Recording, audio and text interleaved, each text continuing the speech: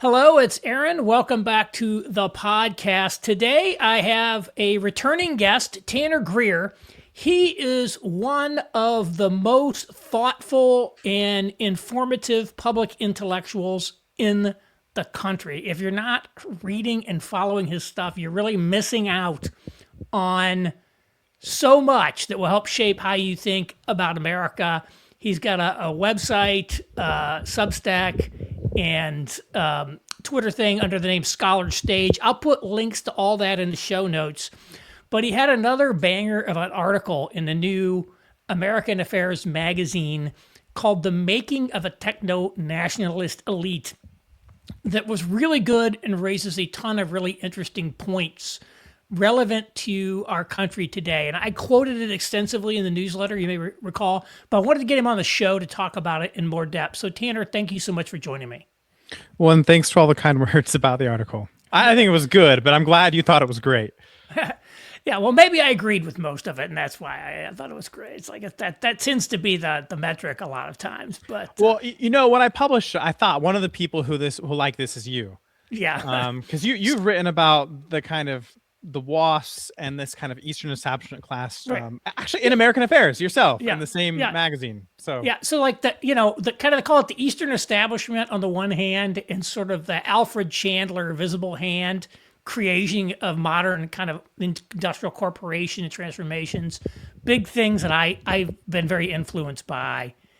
And so I was glad to see you sort of recapitulate some of that territory. And of course, put your own analysis on it. It's great.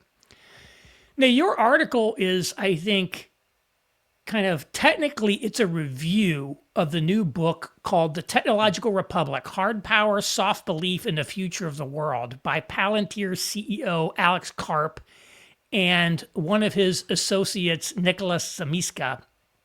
And it's sort of the book, which I haven't read, but you did. But my understanding is it's a call to arms, as it were, to Silicon Valley to step up and really embrace the role of helping to build the nation, being patriotic, carrying our country forward, identifying with it, those sorts of things that we need to be part, Silicon Valley needs to be part of sort of like building the future of America as a republic.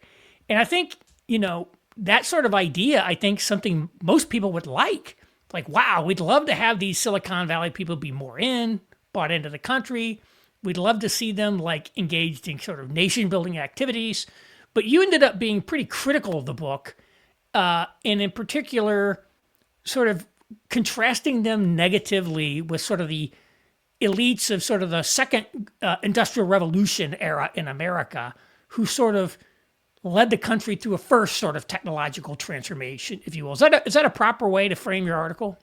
I think it is. I think you said something interesting there, which I don't actually think is true. Where you said most people would like the Silicon Valley elite to kind of step up and play this role in American nationalism and American nation building and helping the public interest. And I think a lot of people, certainly on the left, and a non-significant number of people, a fairly significant number of people on the right, actually wouldn't like that at all. They wouldn't like Silicon Valley people to have a bigger role in our public affairs. And some people have even interpreted my essay as me joining that, and it's not. My critique of these guys is not that they shouldn't be involved. In fact, I think they should be. It's almost that they're not ambitious enough, that they could be doing more than they are. And Karp agrees with that.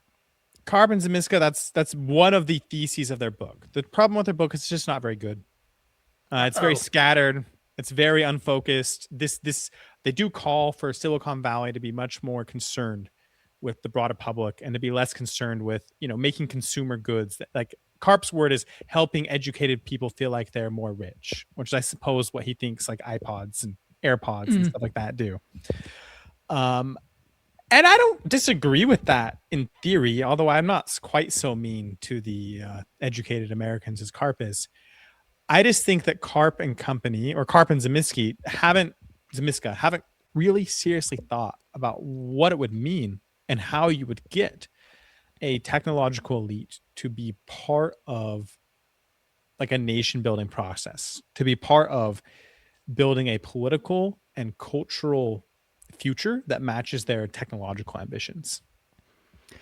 Yeah, I mean, it's interesting. I think you're right. Today, a lot of people don't feel that way about them, but I think it's because they've really dug a hole for themselves, frankly, in terms of public perception. And my maybe this doesn't get at your article. My sense of Silicon Valley's elites is that their view is we serve America by inventing these technologies, and therefore our sort of interest of our ecosystem and our community in the broadest sense, not just the financial interest, but of course that, but sort of letting us sort of do whatever it is we want to do is great for America. And we don't need to do anything outside of that because what we're doing is already so awesome. Like that's sort of my sense. They don't even think of themselves, they don't even think of like America's interest apart from sort of their own sort of provincial world. You know, I think that's somewhat true. And it was even more true like a decade ago. I think that Silicon Valley has actually had a bit of a change in its ethos in the very, very recent years. And when I say Silicon Valley, of course, that's very hard to say. It's a large number of people. It's like saying Washington has had a change in its ethos. There's different factions, different people, so on and so forth. But there are certain reasons why, like this Karp book actually could have been like very good. It comes at a time when I think that on the one hand, Silicon Valley has become much more aware of the fact that its leaders are actually a distinct class in the United States, that they're a little bit set apart from the rest of the country and that they have a lot of wealth and a lot of like, because a lot of these guys, you know, they started out as just like nerds, like building computers in their backyard, middle-class backgrounds, you know, and didn't think of themselves as anything except maybe rebels against an old establishment. And in the last 5 or 6 years, I think there's been a little bit of a change where Silicon Valley has like kind of realized like, oh, like we really are this distinct group in America. We are creating these technologies for much of the future. And we have to kind of figure out what that means. There's been a lot of thinking about that. I don't think they've had as many answers. And then the other thing that's going to happen too is that I think Silicon Valley for a very long time, from the 90s at least forward, kind of was very, very bought into this kind of globalization idea. They weren't just leading like America in doing new technologies. They were leading humanity. And the more open the world would be, the better it would be. That was kind of like, if you look at Wired magazine in the 1990s, this open ideology, it was more or less, they said, the more open the world is, the better it will be. And we're going to create these technologies that will open the world up. And what they've discovered over the 2010s was that first, technologies don't necessarily like create better political situations. They don't like opening, the world doesn't necessarily want to be open. And when you open it up, things happen and not necessarily good things. And so they've become aware that you need a little bit more cultural scaffolding. And then the other side is that China has risen, that China has created a technological center that rivals the United States. And, you know, I write about that all the time. I'm also a China scholar. And the Silicon Valley people, more than most places in America, take the China problem very, very seriously. And that is, I think, forced them to realize that, oh, we actually just can't say, like, what is good for us is good for America, is good for the world. We have to kind of, we're in a competition where there's a sides. And the Chinese tech ecosystem, our ecosystem, like there's a fork between them. And we have to succeed here in America. And America's success is the success of our technologies as the Chinese get ahead. And I really think only in the last 5 or 6 years has this realization started to sink in. What hasn't sunk in is, well, what does that mean? If we realize like, oh, okay, our technologies are dependent on this larger American, you know, political system and this larger American alliance system, if technologies can have disruptive effects on this world that we're creating, if we are getting really, really wealthy and being set aside as a distinct class in America, like what does that mean for us? What does it mean for the future? Lots of people are asking these questions. Karp could have provided good answers, and he didn't. Well, there's a lot to talk about the Silicon Valley people, and I want to make sure we do that.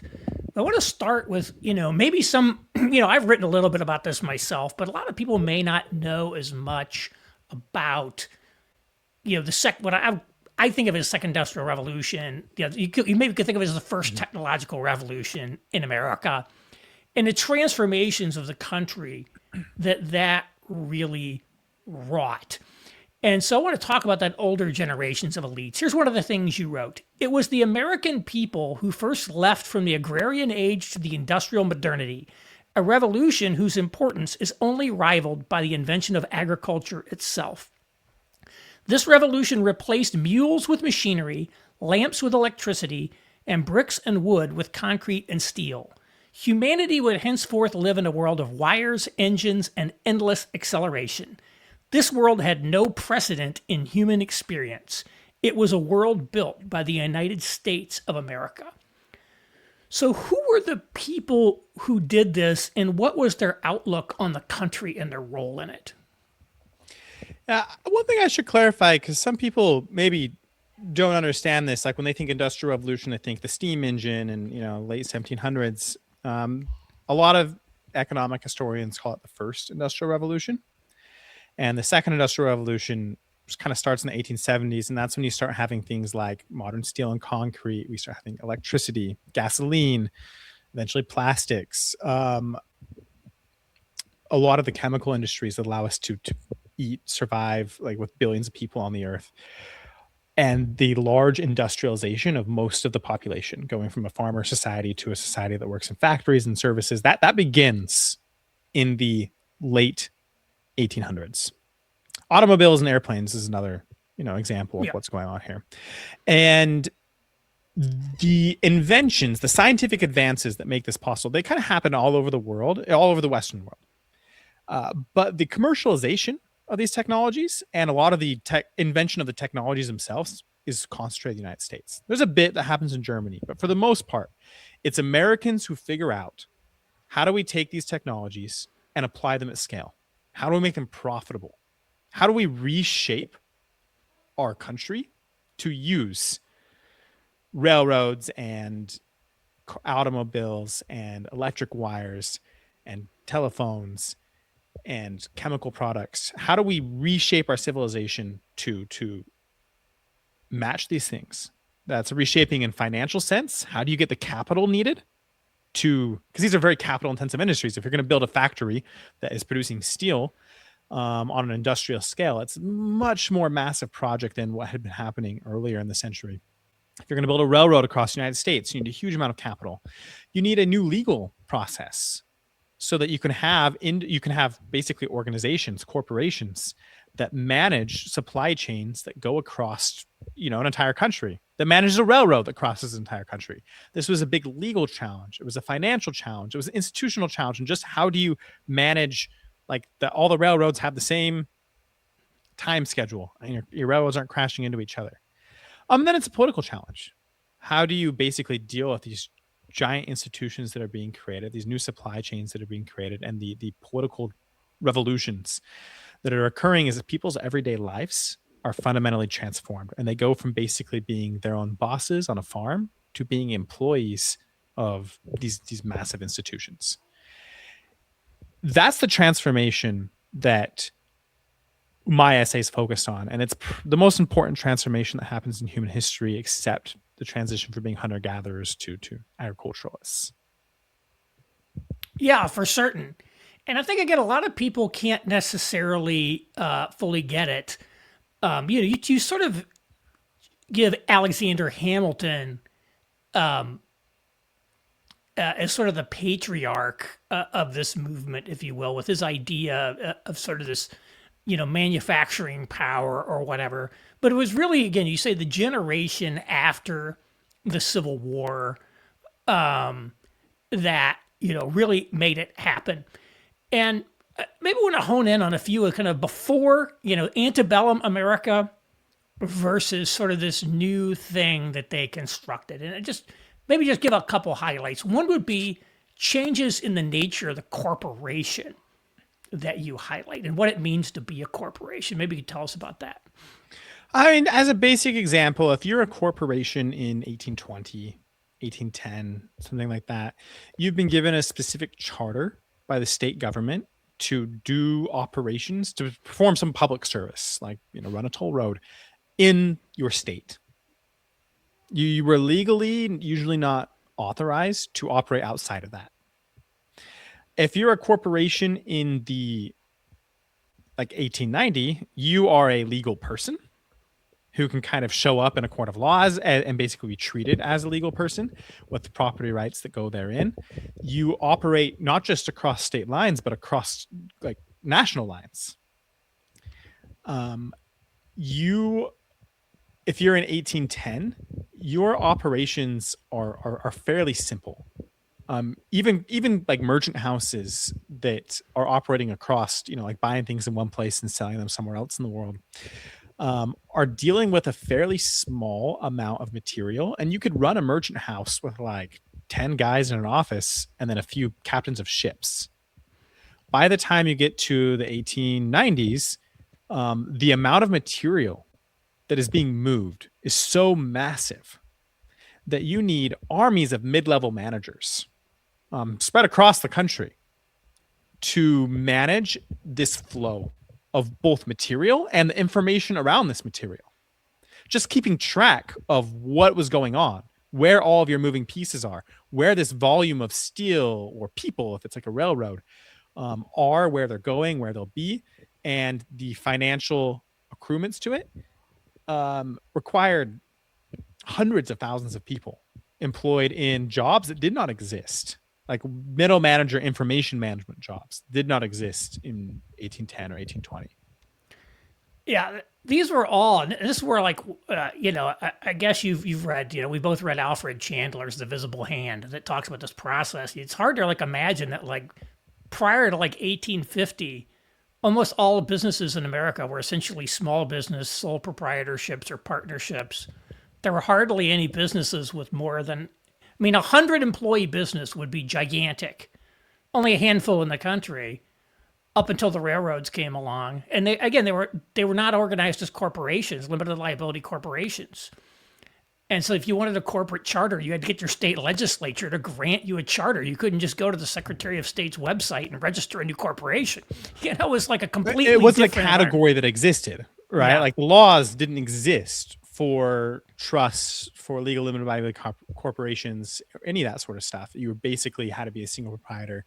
And you did have companies that might have 100 manual laborers to build a big thing, but you wouldn't have multi-level hierarchies in the way that you did in the late 1800s.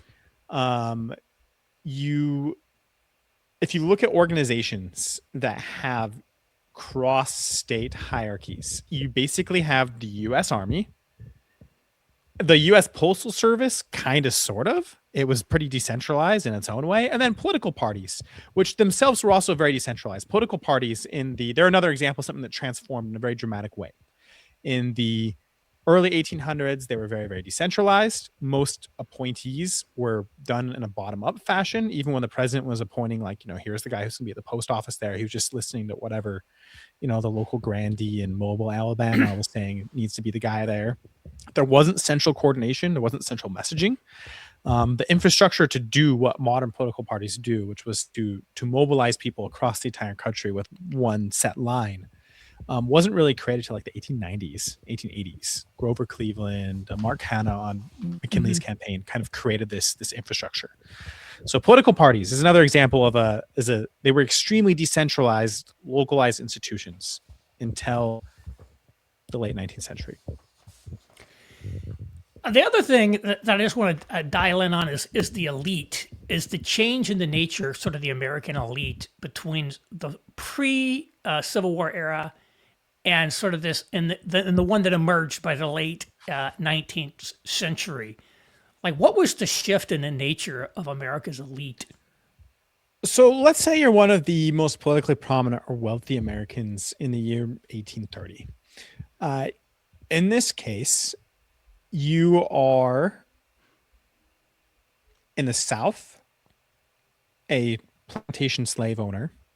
In the North, you're probably a merchantman, a political lawyer, or you might be one of these early factory owners in Lowell, Lynn, Massachusetts, one of these areas where they're building up the new textile factories. In all these cases, your world revolves around basically your state. In New England, you might revolve around Boston if you're from like Rhode Island or something. You only marry people from your own state.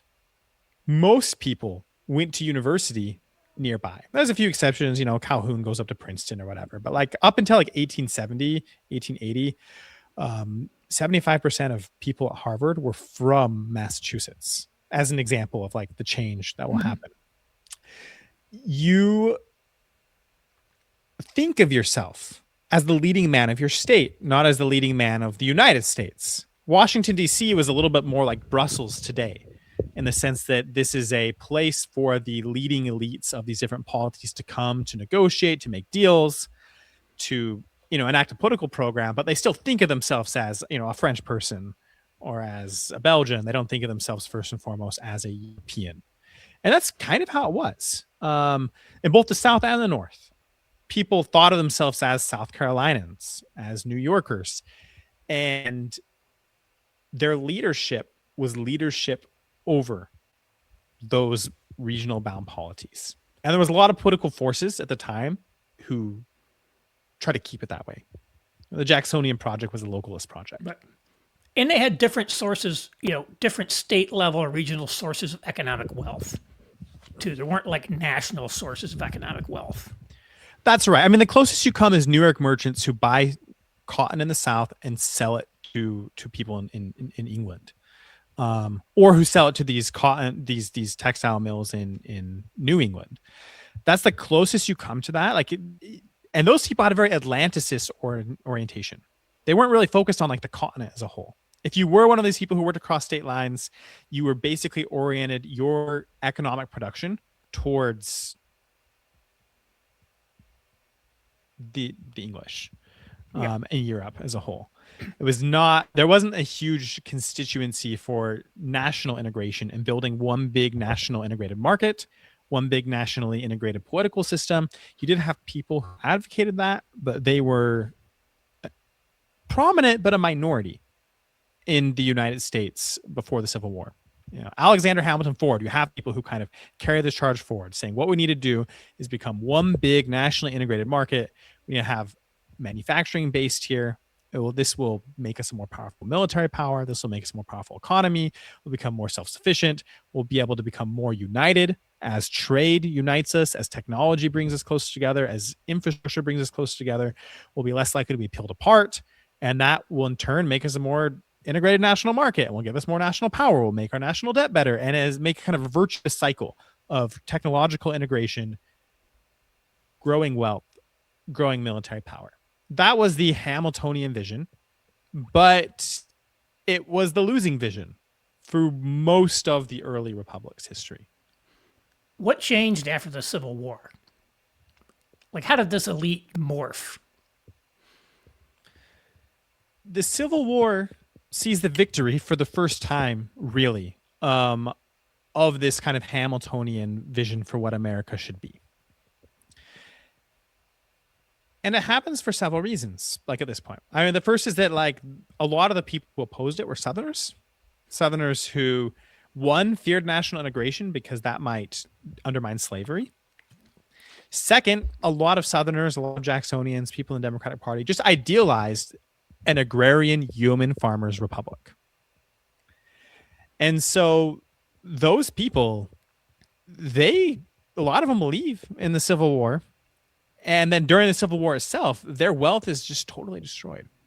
Slaves are freed. Sherman marches across Atlanta, burns everything down. The South is beaten, defeated, and put down. And their Northern allies are a very small minority during the Civil War. And so the Civil War allows the people who believe in this vision of a new kind of technological republic to take power and to implement a program. And at the same time, the Civil War offers like a very large stimulus program for many of these new technologies and many of these new financial institutions. You have to fund the Civil War. Washington more or less turns to Wall Street, and Wall Street starts getting loans and money and creates this set of banks and other financial institutions that work on a national scale. And that previously didn't exist. And so you have this kind of change where the Civil War both takes away people who wouldn't want to integrate nationally and starts forcing people who otherwise wouldn't have been too in contact with each other. Financiers, army folks, political elites from across the Northeast into this big national cause where they're working together quite intensely. And this allows a foundation for a very new sort of policy. Yeah, you mentioned that this is the origins of the so-called Eastern establishment, or kind of the WASP elite, as they sort of take on a national identity and they start to, again, intermarry across state lines. They become shaped by similar educational institutions like Harvard and the different boarding schools and things like that. And one of the things you note, I want to hit a couple of these before we move on to Silicon Valley, because I don't want to spend too much time on, although the article, a lot of it's about the past, is super fascinating. I think there's the lectures. I know people want to maybe they want to bash Silicon Valley, but we'll see. But a couple of things that you mentioned really struck me. I want to just read a couple of passages and then get your reaction to them. One is that they saw this sort of national technological industrial project as self-consciously as something they wanted to do. So you say, the magnates of the Gilded Age grasp a lesson their 21st century successors have largely forgotten.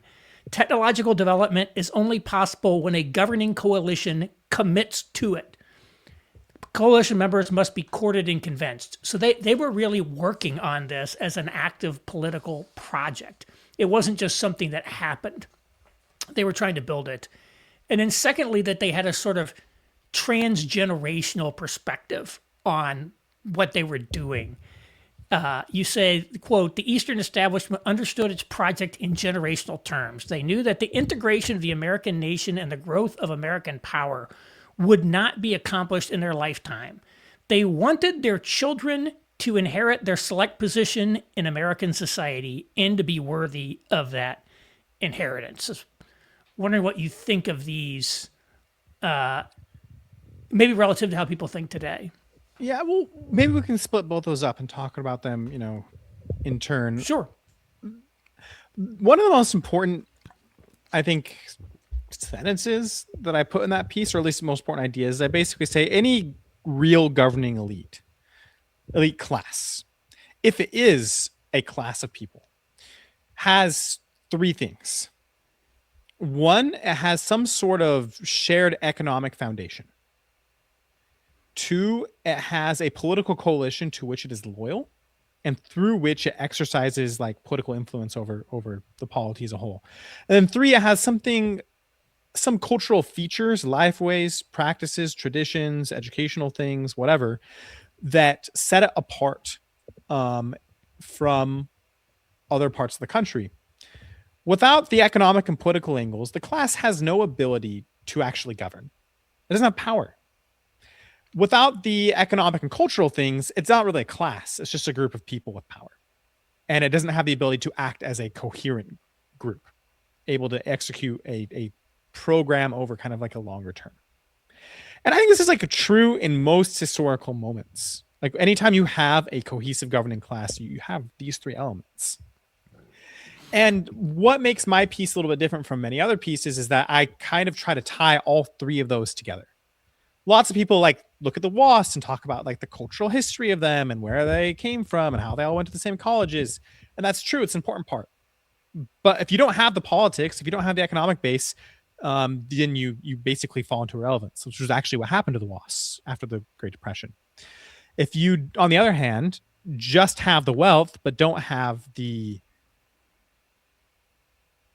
political coalition that you're a part of, or the cultural focus, then you often can't create the conditions which allow for the sort of economic development that you need to sustain your wealth over time. That's where the Silicon Valley people probably are at today.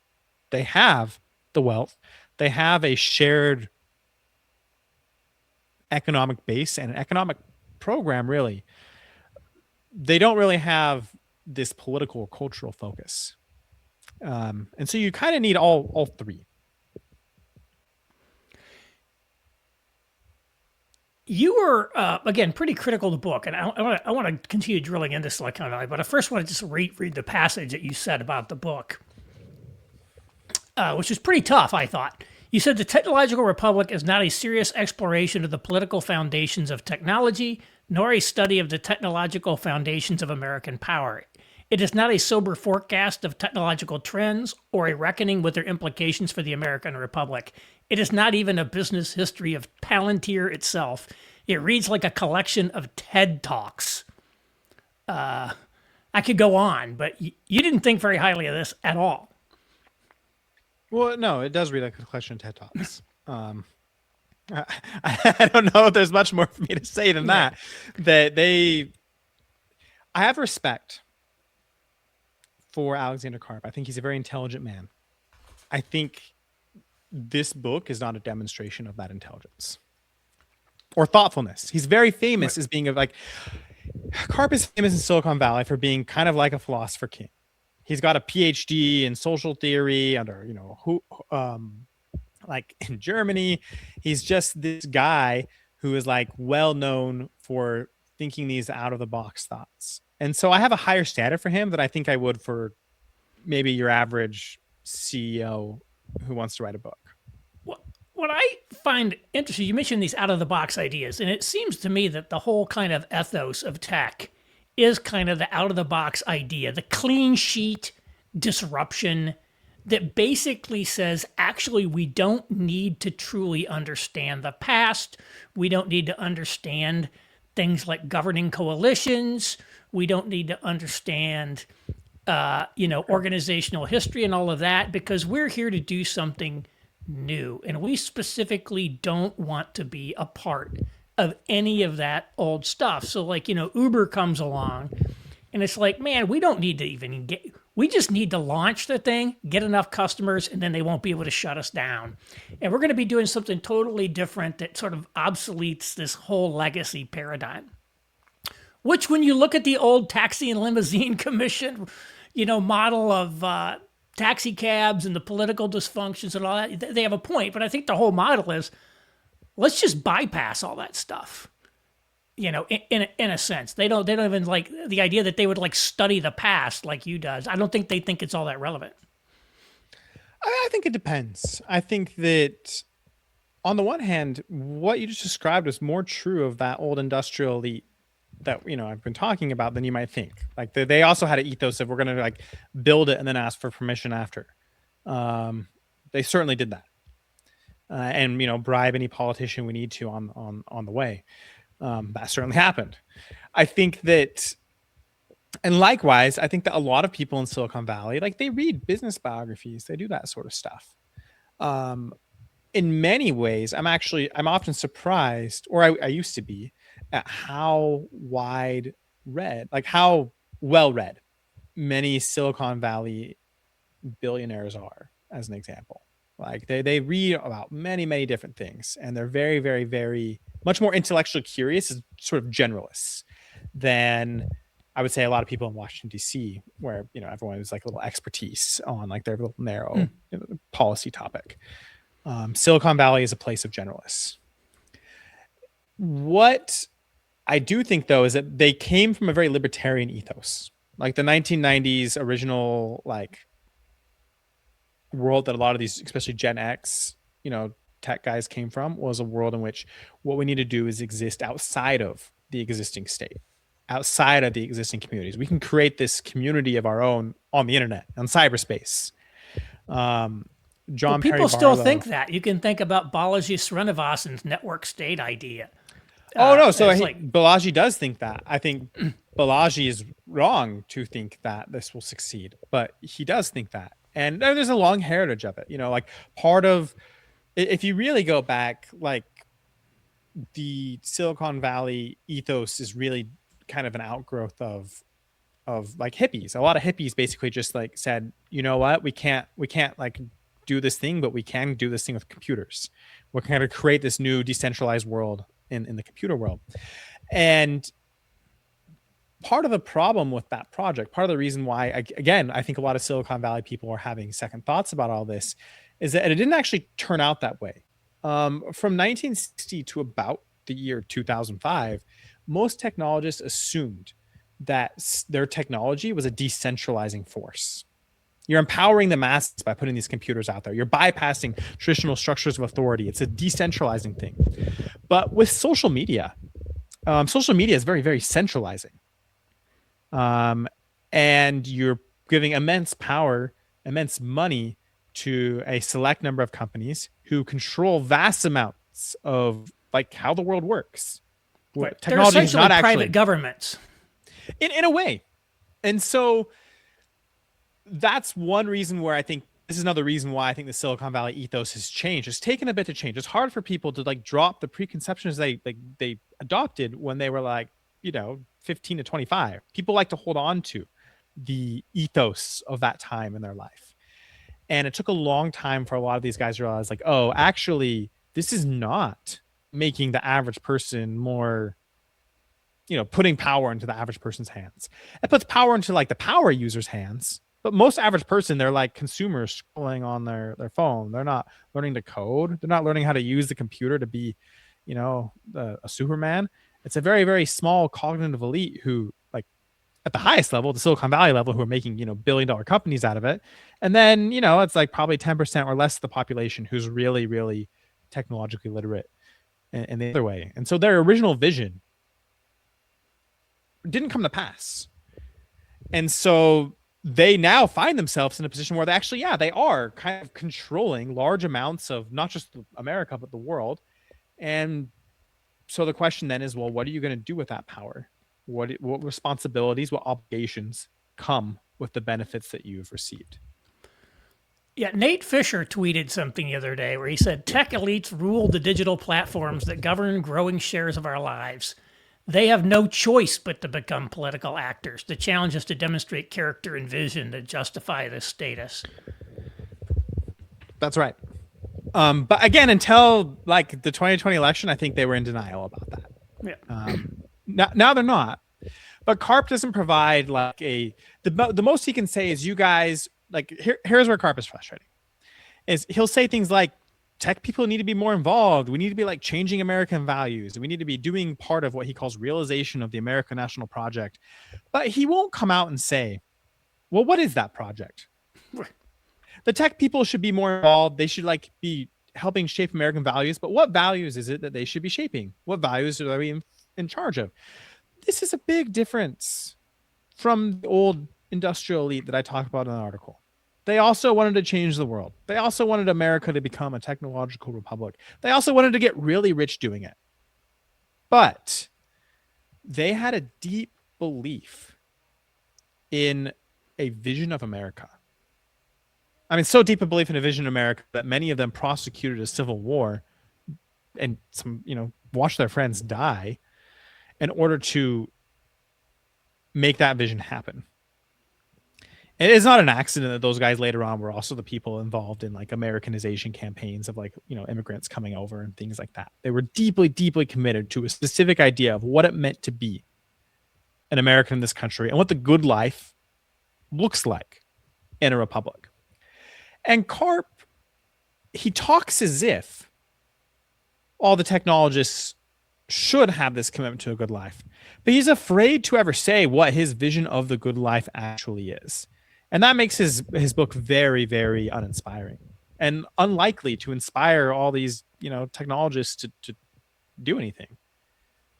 Yeah. To me, like the most provocative line in the book was when you compared our Silicon Valley elites to the antebellum planter aristocracy. Let me see if I can find the quote here.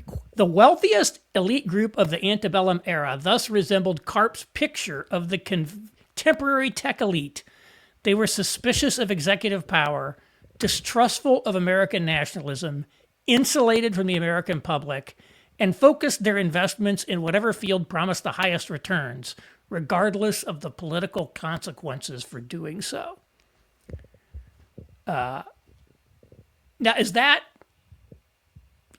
what you say is changing, or is that still a fair picture? I think it is changing. Yeah. I think, again, there'll be variants, right? I think that, as an example of where you see it changing, there's this huge new scene in Silicon Valley and in places like El Segundo in Los Angeles, where people are trying to build up like hard tech companies, as they call it. Like there's a huge number of defense tech startups, people trying to build weapons. But not just that, like you have other cool companies like Rainmaker, which is trying to build drones that will go and seed the clouds so that we can bring rain to like the Great Salt Lake so it doesn't dry up, stuff like that. And these companies, these hard tech companies, are very, very much about like, let's make America great again. And a lot of them are like full of young right wingers, which is great. I think that's exactly what a lot of young right wingers should do: is go build a company that might make America great, might reverse some of the problems we've had in our political economy for the last 6 decades. But there are still a lot of people who don't think that way, and there's still a lot of people who don't think at all, right? Like about these kind of bigger, deeper political questions. That's probably the majority, actually. I still think the majority of people in Silicon Valley, especially at the level below like captains of industry, are mostly just thinking about, they want to build cool things and they want to make a lot of money, and they might have be bought into this AI stuff. Well, not might. They've bought into this AI stuff is the way to do it. One of the things that's the case in Silicon Valley, in the tech industry, particularly in the Bay Area, and is to something that's probably very different from even the 1990s or the 2000s, is that now a very high percentage of the people who work in it are foreigners. They're immigrants who came here. Maybe even a majority of the people working in that industry are essentially non-American and may not think of themselves as American, and may think of themselves as sort of identify with the tech community and with the Bay Area world, but may not think of themselves as particularly loyal to Kansas or anything that's going on there. Doesn't, and again, they've had this sort of globalist mindset, as well, about we're not just here for America, we're here for the good of humanity. And so I'm just wondering, like, what they need, how do they become leaders of our country, if you will, when a lot of them don't even necessarily think of themselves in those terms?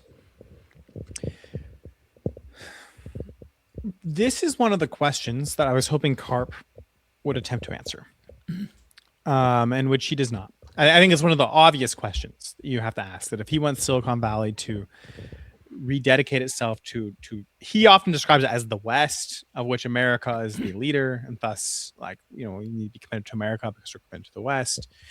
I'm a bit less convinced of, like, I think America is probably sufficient in and of itself.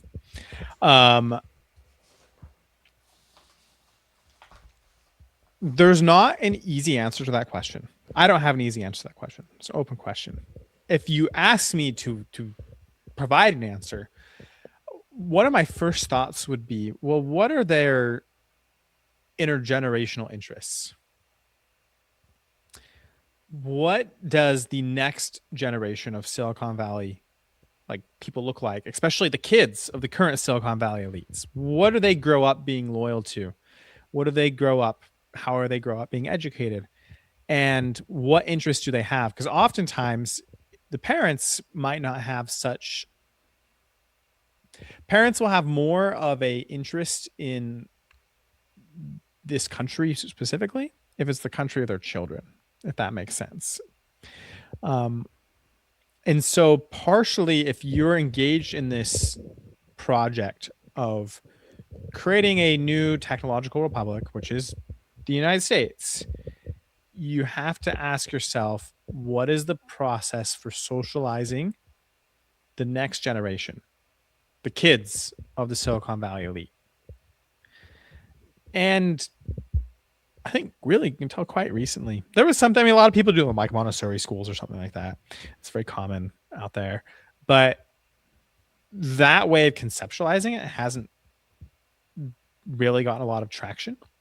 And for those people in the Valley who are of Karp's mindset, that's maybe one of the first places I would like turn to.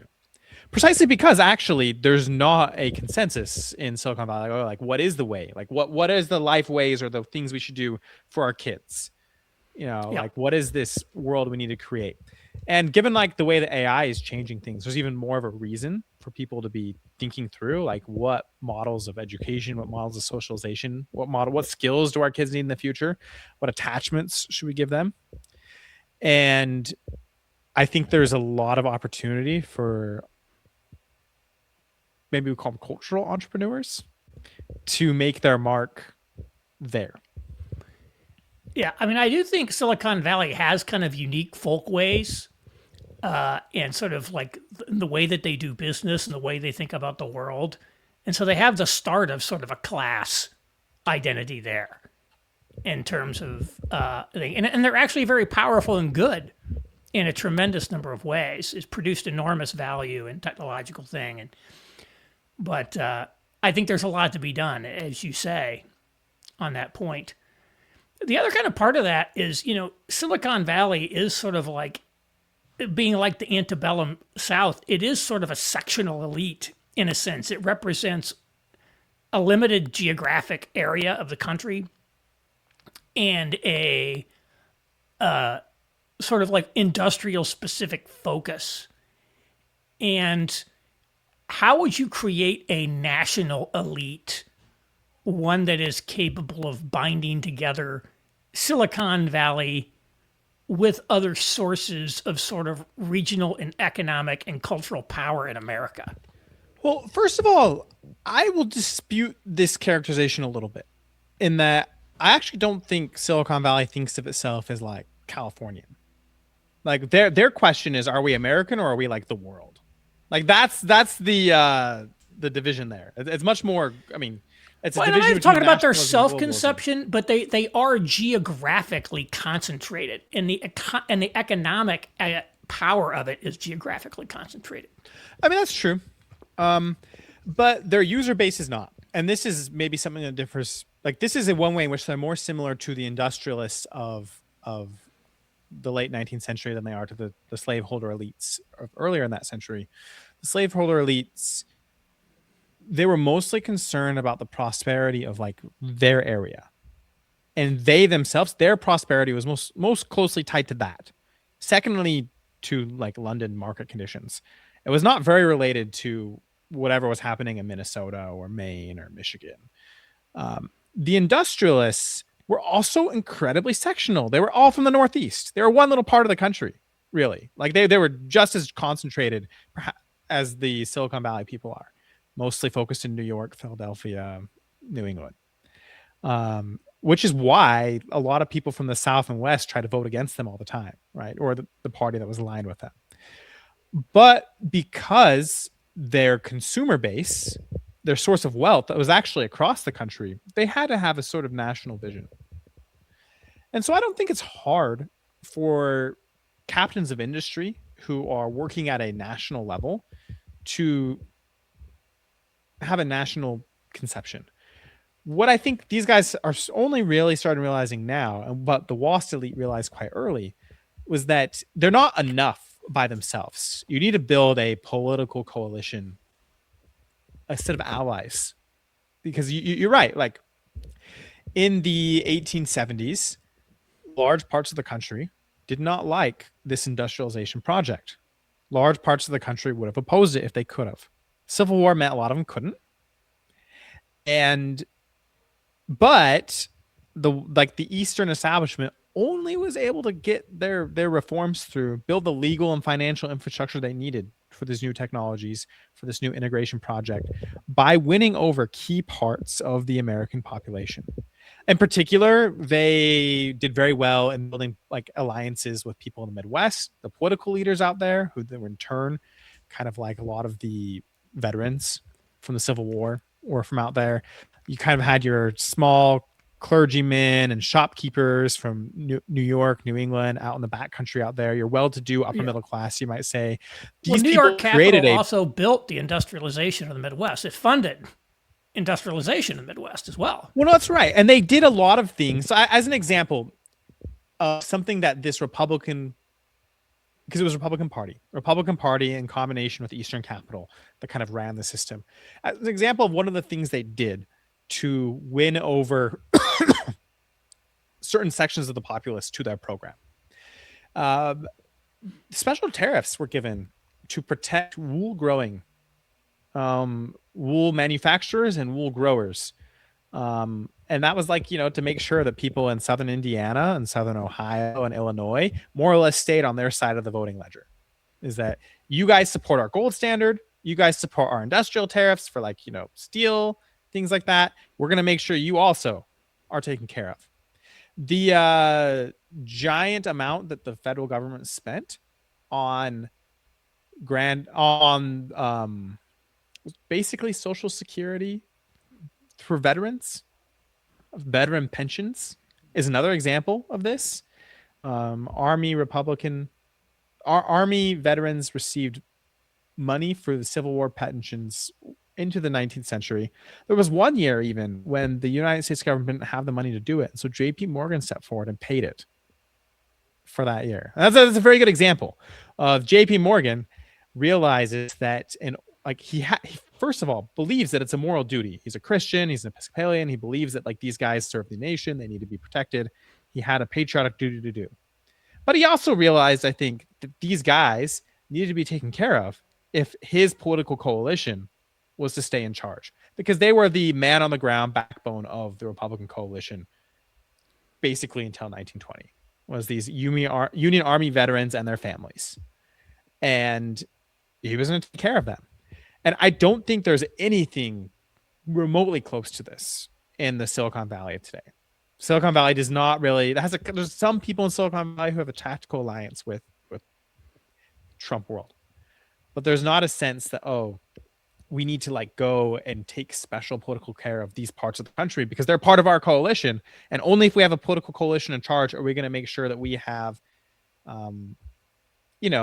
energy being sent to our data centers or what have you. That sort of consciousness is very rare in Silicon Valley. It seems that the Eastern establishment also had this idea that they wanted the nation to be strong and prosperous because they dominated the institutions, the key institutions of the nation. And essentially they had a sense of kind of ownership over it. It was sort of theirs in a sense. And their children, of course, would inherit their position or so of their thing. But I think they had a sort of a sense of a proprietary ownership over the nation. Maybe I'm exaggerating that. And therefore, it's sort of like the aristocratic lord with his hereditary domain. They sort of had a vested interest in running it well, or perceived themselves as having that. I mean, I think that's true. I think there was a certain noblesse oblige attitude, especially as you get to like generation 2, right? Like the generation of the kids who kind of like JP Morgan's son, like that sort of thing. The third JP Morgan. That generation, I think, has a very strong sense of we've inherited many of these institutions, we're the leaders in it, and we have a responsibility to keep it all together. Yeah. But on the flip side, I think that a lot of the American people were tolerant of this because this group of people actually did a lot of good for probably on balance the majority of the American people. They built the railroads. They electrified the country.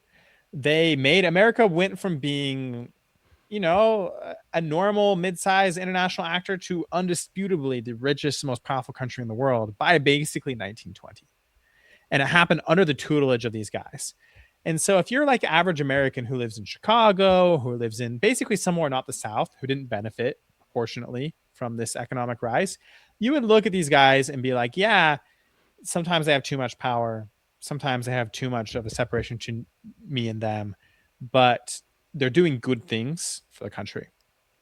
And even then, like a lot of them actually did have a lot of contact with average people. That's the other thing that I think people get forgotten. Like you can kind of like read all these books about the WASPs in their kind of declining years and think of them as like very separate.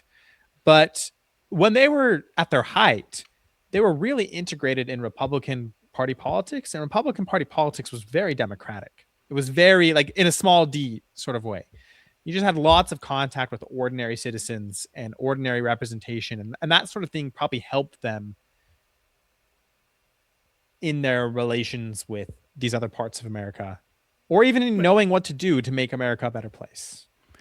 Yeah, well, Digby Baltzell talked about how they used to live in urban neighborhoods too. And so they sort of had to rub shoulders with different type of people. It wasn't until they suburbanized that they really became walled off, kind of physically walled off from many people. How do you think the Silicon Valley people, kind of compare and contrast to that sort of ethos towards the nation and its institutions? Well, I think that a lot of the Silicon Valley people, it depends on which generation you're talking about. It's very generationally bound, right? I think if you are Gen Xer or Boomer in Silicon Valley, you came to Silicon Valley because you were kind of weird. Like you liked this like new computer stuff. People at your school were probably mean to you. I don't know. Like you felt both detached from a more ordinary American life, but also you came from ordinary American life.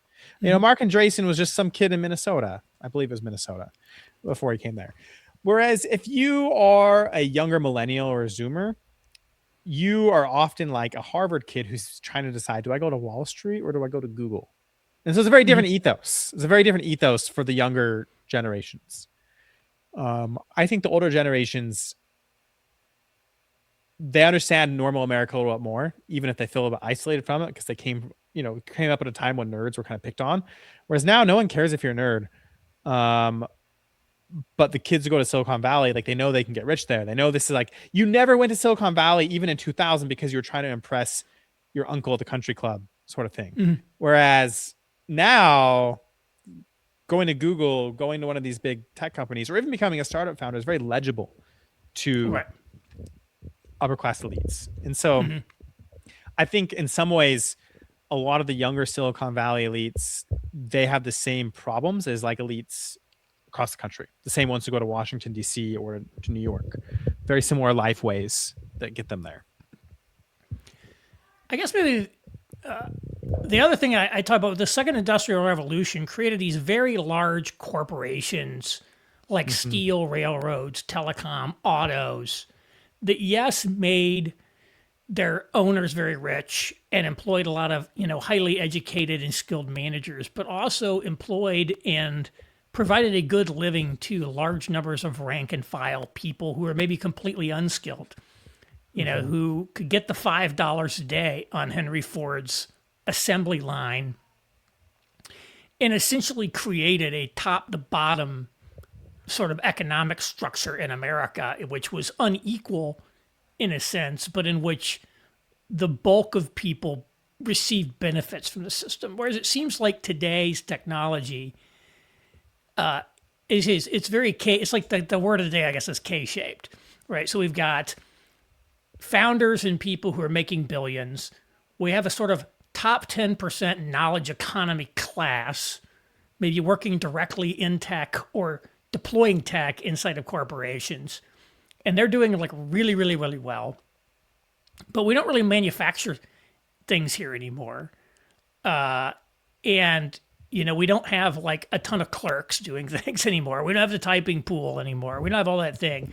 And so in essence, what would it look like to build a second technological republic that could in fact actually command the allegiances of a majority of the country who could see themselves benefiting out of it? I don't know if I have a complete answer to that question. Part of the point of my essay was to get people to ask that question, actually. Right? I mean, that's my hope, is I want people out in Silicon Valley to be asking that question. And in contrawise, I want people in like DC, especially kind of like young rightists who are very engaged in those sort of questions, to think about, well, okay, how do we build the like economic and political foundations needed for our cultural project? Because a lot of them, they just care about that last part and they don't think about, well, okay, you have to actually go and do something for the country in order to be in charge. Right. What I'll say is that I think you're correct. Ford famously wanted his employees to be able to afford the cars they were making. Google doesn't employ nearly what Ford did. And this is why, that story I told earlier about the wool tariffs is a little bit more interesting. Is I think Silicon Valley kind of has to ask itself, okay, who is our coalition partners? Who can we make sure that if we don't provide them with jobs, what can we do on the industrial policy political side to make sure that they do get them? And it's not completely, I think there are certain things that are happening right now that are giving these people more jobs than you might think. Like, as an example, we're having a fantastic infrastructure build out right now. Something like 2% of the American economy last year, like of economic growth, was due to AI data center build out. It's like a private stimulus program by these AI companies. And that employs a lot of construction workers, as an example. There's a lot of people, and that employs a lot of people who are involved in the maintenance of these things too. There's a huge economy around the physical building and keeping up of these data structures. It's not quite US like Ford in 1920 size, but it's not nothing. So there is a world where some of these things could make sense. I think that there's probably much more room for that. There's much more room for reindustrialization. I think there's a natural alliance actually between what Silicon Valley wants to do and kind of what Trump trade people want to do. There's a way to make it work. I don't know. It wouldn't look exactly like it looks now, but I can see a world where this hard tech kind of focus, where a lot of money in Silicon Valley is going into hard tech startups, those can become the center of a new, reindustrialization in the United States. Might not happen, but it could happen. And that's one place where I think that cooperation might succeed. Yeah, I mean, I think there's a lot of potential there. And maybe things have changed recently, as you say, but it wasn't that long ago that the Silicon Valley solution to the problem I posed was the universal basic income. We'll just give people money, but they'll be economically superfluous. I think maybe people have backed off of that idea now. But I just look there at people who still support it. I think the people who tend to support it the most right now are people who think AI is going to take over everything.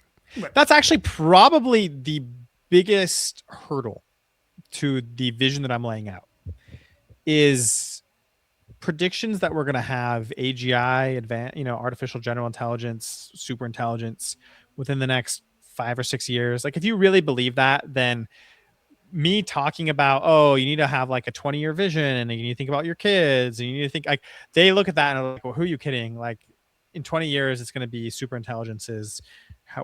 We're all going to be superfluous. Doesn't even make sense to talk about what the political economy might be like. All that matters is we get there first, and that's going to happen in the next 5 years. If you're one of those guys, I can understand why my vision doesn't make as much sense to you. Yeah. On the other hand, you're wrong. Like, if AGI doesn't come in 5 years, if it comes in 20 years or 30 years or never, if it comes on a slightly longer timeline, then all this stuff I'm talking about is really important. It's really important to your project. The Chinese probably have an advantage over you because they have all these factories that they can integrate their AI into and learn from. And we don't have those factories. We don't have the industrial data that the Chinese do because they can integrate it into existing systems that we have offshored. Right. And so if you are one of those companies, you probably would prefer an America that has these capabilities indigenously. And so the question is just, what political things do we need to do to make that happen? When I look at what Elon Musk has been able to do, and a lot of people like to hate on Elon Musk, but look what he did with rocketry. Look what he did with electric cars. Look what he's doing with satellite communications. Almost all manufactured onshore domestically at, pretty decent competitive economics. I think Tesla is probably, the one that's kind of slipping behind, and he seems to be sort of abandoning cars. But I think he says we actually can, if we actually get the structure right and capital flows into it, we actually can do some pretty revolutionary things with physical objects and hard tech. Well, and this is why Elon's relationship with the Republican Party was both an important signal to this sort of thing can happen. You can have an alliance between kind of tech world and a Republican political coalition. But it's also the breakup of that relationship shows you how it's not that easy. That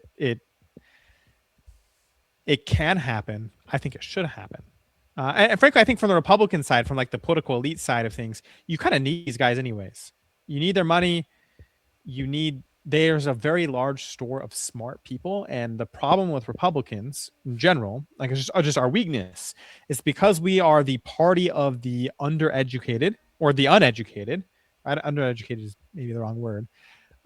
We don't have as large a bench of like smart, educated people who can do some of the technical tasks that governance requires. The left does. The left has too many of those people. We don't have enough. And so if we can win Silicon Valley over, like, yeah, that gives us a whole other store of people to do it. It gives us wealth. And then oftentimes they have good ideas. Not always. I don't agree with all their ideas. Sometimes they're bad ones. But there's enough good ones that they're worth taking seriously. And so I think that this relationship between we might call the tech right and the rest of the right, it would be a real tragedy if it fell apart, I think. Yeah. You don't have to like everybody's ideas because part of a coalition is that like people who don't think identically all get something out of the deal, even if it's not everything they want. That's exactly right. Yeah. Or you get one thing and they get something else, like. Well, we've been going a little over an hour here, so I want to be able to bring us to a close. But I want to give you opportunities. Is there any like last suggestions you would have for what Silicon Valley should be doing?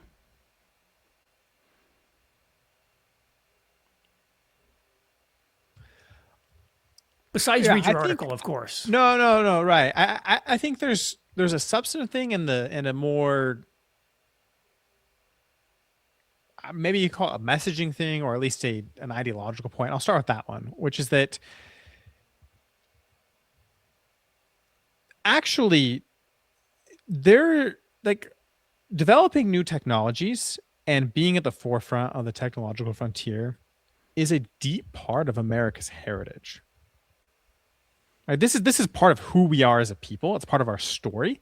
It's not something that's celebrated. Like in a way, it's kind of almost sad that so many of our textbooks, like they'll do the normal political leaders and stuff, but then they'll do like all these social leaders and like random writers, and you have very few people who like ninth grade teachers of American history who are like really celebrating the Thomas Edisons or the George Westinghouses of American history.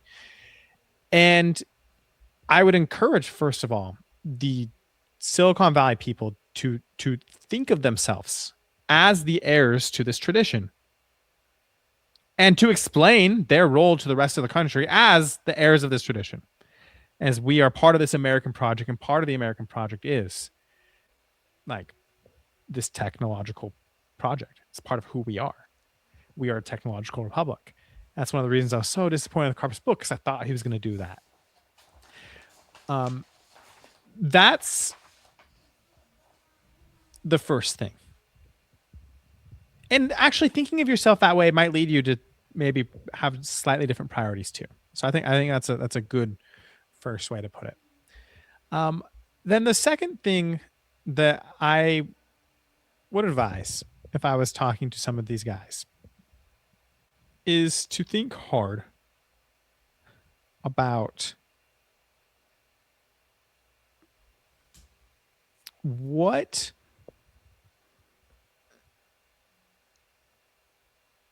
you as this is more directed towards like the top elites, right? You as an important member of a leading industry in the United States set the tone for how many people might live their lives. Certainly for how lots of young guys who are like flocking to Silicon Valley or whatever, like they actually do pattern themselves off of everyone else. But not just that. Like Silicon Valley, in a similar way to the WASP in the late 19th century and the early 20th century, will, whether or not they intend to, set, and they kind of already have in some ways, set the tone for like what American life is, what it means to be an American, what it means to like aspire to be a man, a productive person in our age. And I don't think there's enough conscious thought among those groups to like actually consciously thinking, well, how should I behave given that light? There's a lot of self-optimization. There's a lot of, okay, what can I do to make myself the most productive, to make myself the best business leader, or to make the other people around me the best business leaders? I think there's actually an underappreciation of the fact that a lot of these guys are somewhat icons of behavior. And they could become even more so if they so desired. And I think that's actually a responsibility of any elite group. You know, I thought of another question when you mentioned Go that. ahead. You know, I was talking with someone the other day, and you know, so much about Silicon Valley seems to be modeled on sort of this, you know, we're not the Eastern establishment, and that was very clear early ethos of Silicon Valley. And we don't want to be like these elites. And the way that they dress, the hoodies, the t-shirts, the sneakers, the don't you dare wear a suit around here. Don't you dare put on a tie. It's like we don't want to even resemble an elite. Is sort of one idea of you know, sort of how they think about it. And if you thought of yourself as an elite, and I think another thing that they do is they rarely participate in any external to their own industry civic initiatives of any type. So I was kind of on my honeymoon. We were at the San Francisco Opera, and I pull out the program and I look through the list of companies that sponsor it and the list of donors. Didn't see a lot of tech names on there. I looked up the four. There's very, very few. Basically, Patrick Collison is maybe the only one who really is insistent on trying to do things like beautify American spaces or whatever. Right? He just did a new grant program actually for that purpose. So I guess my question is, do these guys need to start going to Chamber of Commerce meetings, even though it's a waste of time? And do they need to put on a suit occasionally? Do they need to start looking and acting the part in a traditional sense?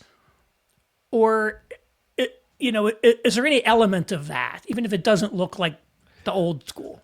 I mean, there is an element of that. I don't think they need to start putting on suits because, I mean, the reverse might be what happened is they convince everyone else not to wear them, right? I mean, like, I don't know if I prefer that.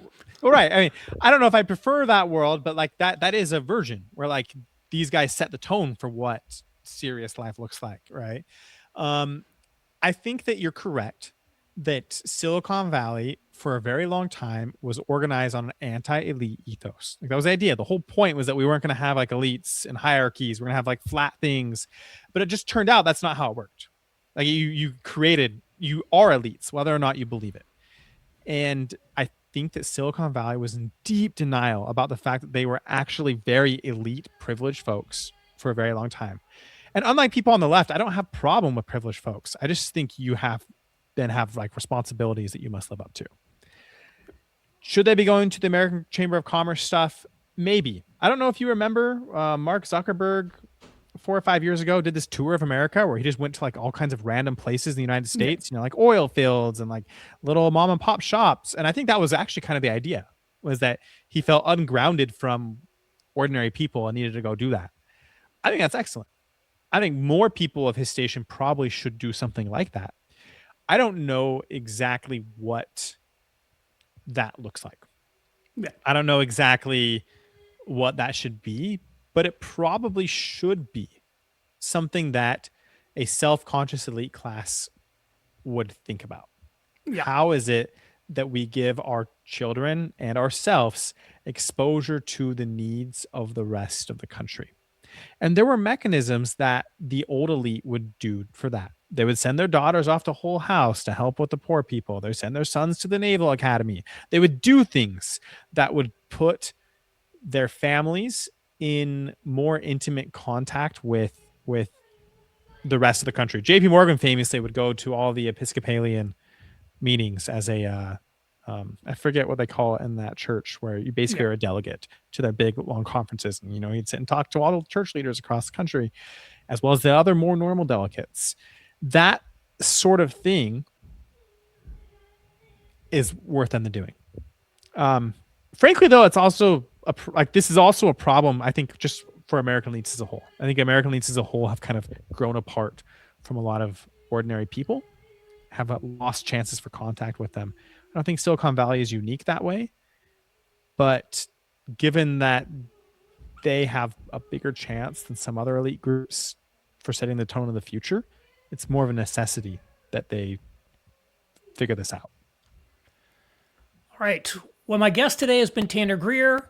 We were talking about his article, The Making of a Techno-Nationalist Elite, which appeared in the current edition of American Affairs Journal, a great journal, wonky journal, if you want to check it out. Tanner, thank you so much for joining me. Thanks for having me on, Aaron.